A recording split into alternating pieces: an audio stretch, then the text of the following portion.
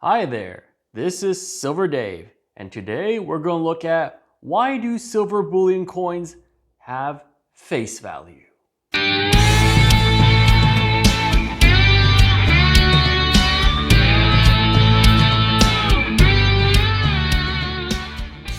So this is a $1 coin. Why does the silver coin, which is typically valued at its weight in silver, have face value? Why did the United States Mint decide to put a $1 value on it? Well, there's a long answer and there's a short answer. The short answer I can tell you is because the government decided to put a $1 value on this coin. But why do governments decide to put a face value on their bullion coins? Well, there's a few reasons. But let's first try to understand what is face value. Well, face value is the nominal amount that the Reserve Bank of the country would redeem the coin for. So if you go to the United States Federal Reserve, you could redeem this for $1.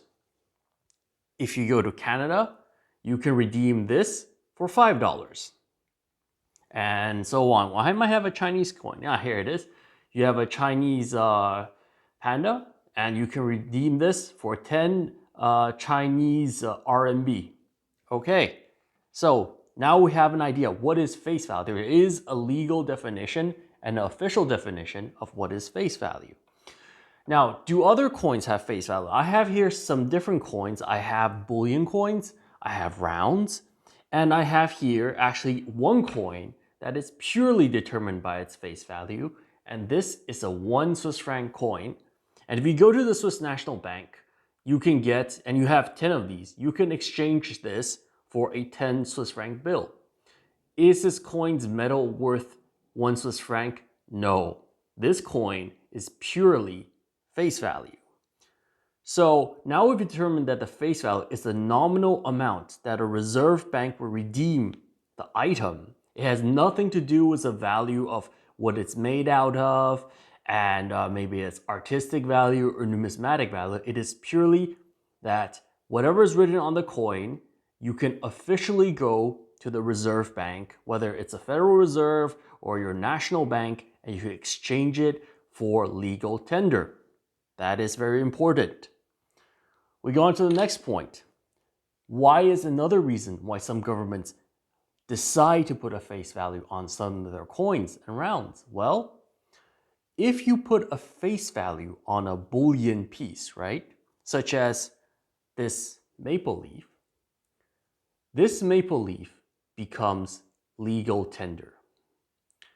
And when it becomes legal tender, there are certain laws that apply to legal tender. And one of these is that you cannot melt legal tender. In Canada, if you were to melt this $5 coin, it would be considered a crime.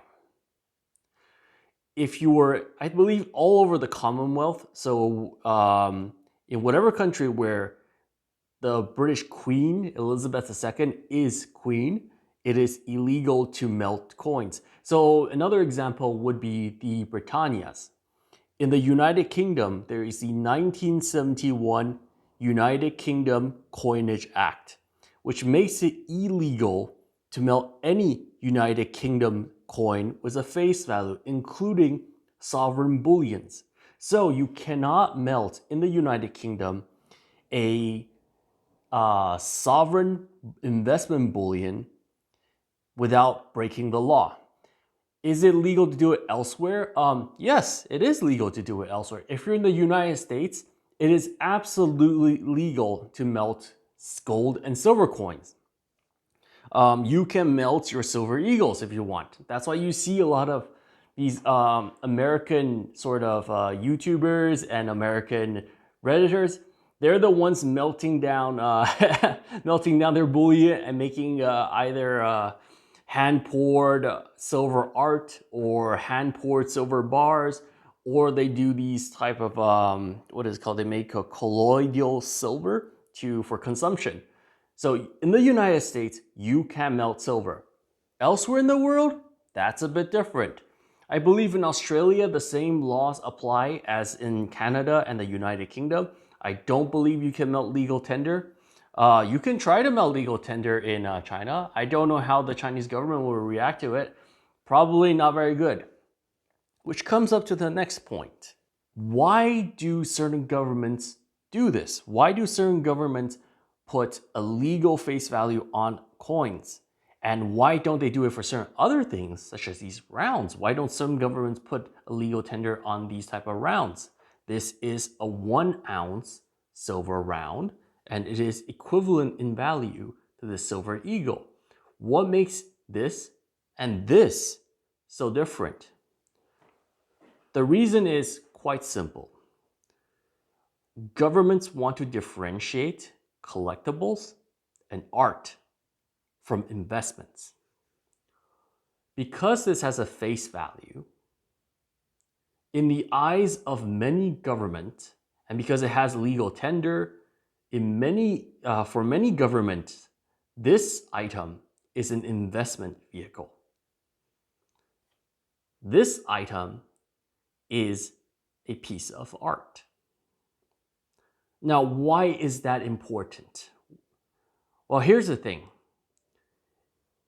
If you are in the United States, I'm going to take the United States as the example, but this more or less applies to everywhere else. In the United States, you can use silver eagles in a IRA precious metals account. You can use gold eagles, you can use gold buffaloes, you can use COMEX investment grade metals. But you cannot use this. This is made by a very reputable Swiss mint that makes artistic rounds and artistic precious metal bars. The company is called PAMP.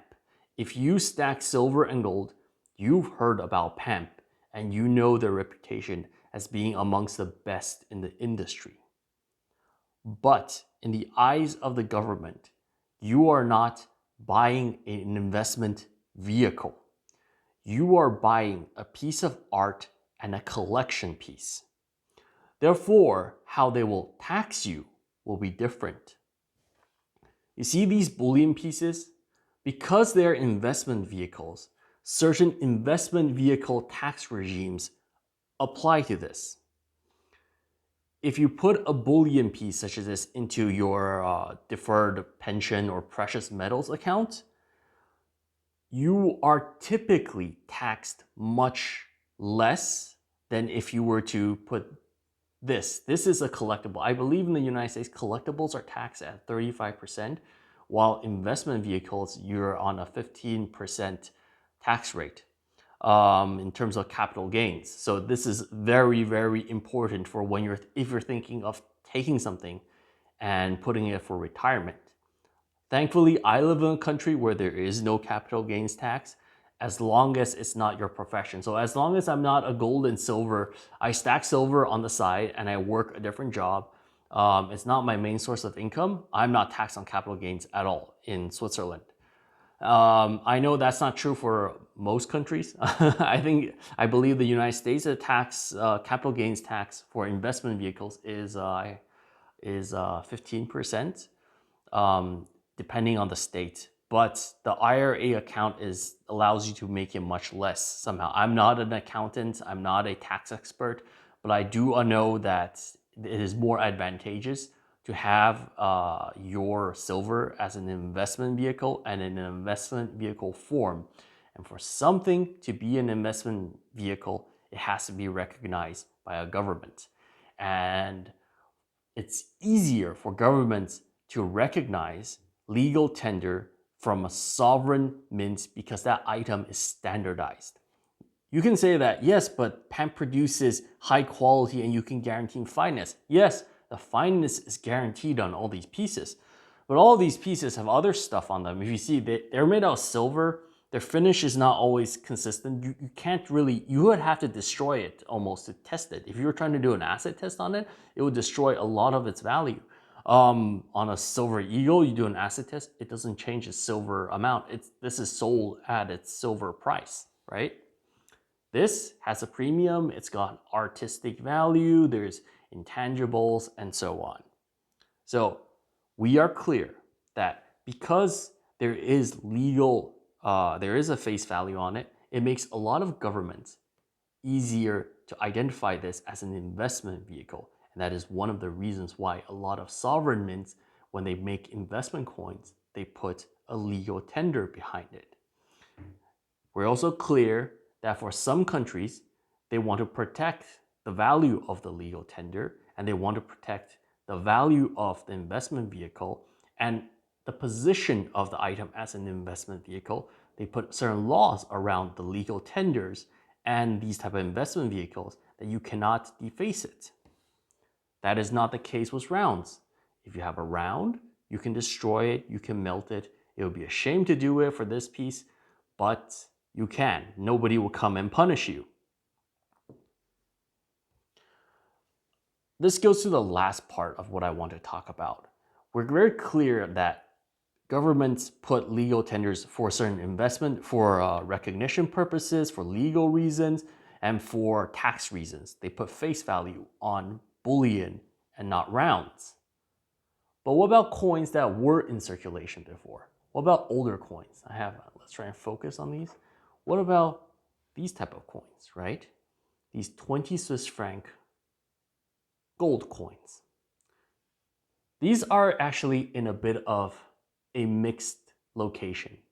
Because for the United States government, for example, this is a collection item. And in some ways it is. It is no longer in circulation. It is a numismatic item to a certain extent. It certainly has some numismatic value.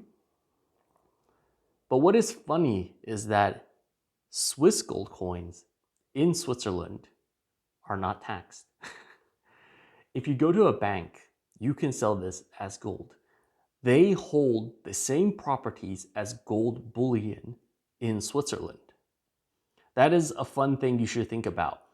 That this coin today, even though Switzerland doesn't make any bullion coins, because at one point it had legal tender, at one point you could trade this with the Swiss National Bank. To this date, this coin still has investment bullion properties. To end this video, I want to conclude it on a note. I want to point out that if you plan on stacking gold or silver for retirement and you want to get the best value out of everything, it's important for you to understand maybe some of the basic tax laws and laws around money in your country. It is important to have some notion of how you will be taxed when you retire, when you sell this. And therefore, it's important to do a little bit of research on how face value and nominal value is determined in your country. Of course, I have some viewers who tell me that they would take these type of art rounds all day. I love these rounds personally, but I cannot make most of my stack out of this. They're a bit harder to sell compared to the bullion pieces. And in Switzerland, while none of these rounds have capital gains, none of these bullion pieces have capital gains tax. I do have to say, if I move to somewhere else and I take my gold and silver with me, and I try to sell this in other countries, I will be taxed a lot because this is not considered by many countries as an investment vehicle. These items, yes. This item, maybe in a lot of countries in Europe, maybe, not all. So to end this video, if you like the content, click the like button. If you want to subscribe, click the subscribe button. I post daily videos, and if you comment, I'll try to get back to you within the day, usually in the afternoon in GMT time after 1800. Thank you for watching. Have a nice day.